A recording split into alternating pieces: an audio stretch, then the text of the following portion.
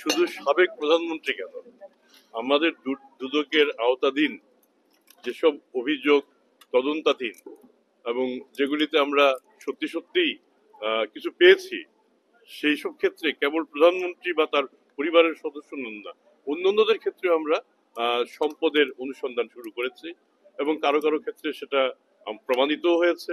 সেক্ষেত্রে আমরা মামলার দিকে যাচ্ছি, কোনো কোনো ক্ষেত্রে মামলা দায়েরও করা হয়েছে। আপনি যদি প্রধানমন্ত্রীর পরিবারের কথা বলেন, সেক্ষেত্রে মাননীয় সাবেক প্রধানমন্ত্রী, তার সন্তান এবং তার ভগ্নী এবং তার সন্তান, তাদের বিরুদ্ধে মামলা দায়ের করা হয়েছে এবং আরো একটি বা দুটি মামলা অনুসন্ধানাধীন রয়েছে।